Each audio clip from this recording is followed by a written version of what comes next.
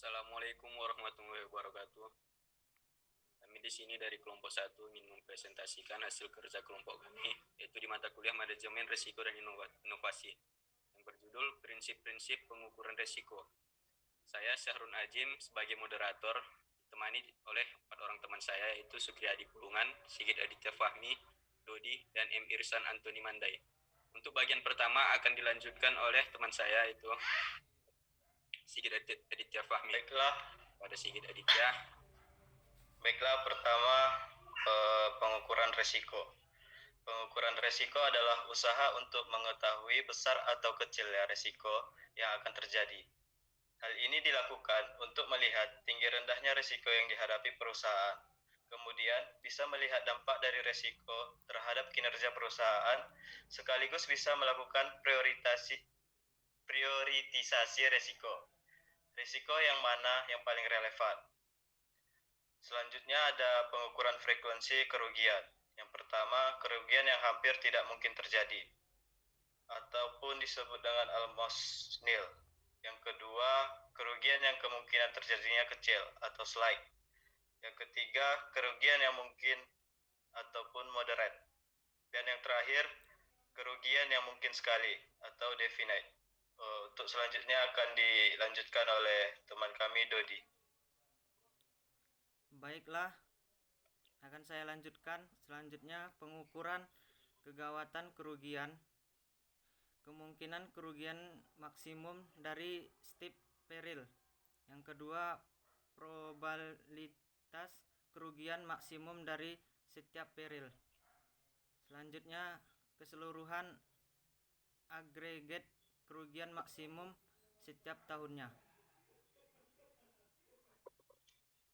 Konsep probabilitas pengukuran kerugian baik dari dimensi frekuensi dan kegawatan berhubungan dengan kemungkinan probabilitas dari kerugian potensi tersebut.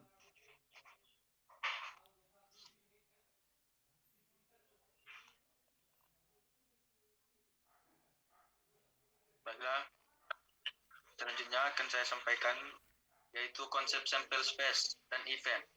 Sample space atau set S merupakan suatu set dari kejadian tertentu yang diamati. Misalnya, jumlah kecelakaan mobil di wilayah tertentu selama periode tertentu. Suatu set S bisa terdiri dari beberapa segmen atau subset atau event set E. Bila tanpa bobot, P dalam kurung E sama dengan E per S. Bila dengan bobot, P dalam kurung E sama dengan atau keterangan. P atau E probabilitas terjadinya event. E sama dengan subset atau event. S sama dengan sample space atau set. W sama dengan bobot dari masing-masing event. Asumsi dalam probabilitas yang pertama, bahwa kejadian atau event tersebut akan terjadi. Yang kedua, bahwa kejadian-kejadian adalah saling pilah. Dan yang ketiga adalah bahwa pemberian bobot pada masing-masing event dalam set adalah positif.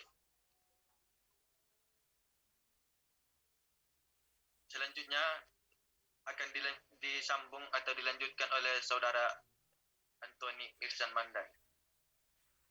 Saya akan melanjutkan pada penafsiran tentang probabilitas. Yang pertama itu adalah tafsiran yang pertama, yaitu timbulnya tafsiran tentang probabilitas 1:10. Tafsiran yang kedua sangat berbeda dalam menetapkan tindakan yang diambil berkenaan dengan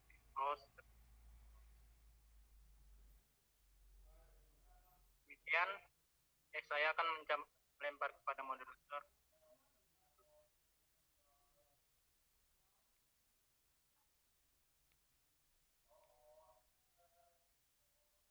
Kepada moderator saya. Baiklah, ini sedikit hasil dari pemaparan presentasi kami yang berjudul Prinsip-Prinsip Pengukuran Risiko. Adapun kurangnya, mohon maaf. Saya di sini sebagai moderator akan menutupnya. Assalamualaikum warahmatullahi wabarakatuh. Waalaikumsalam.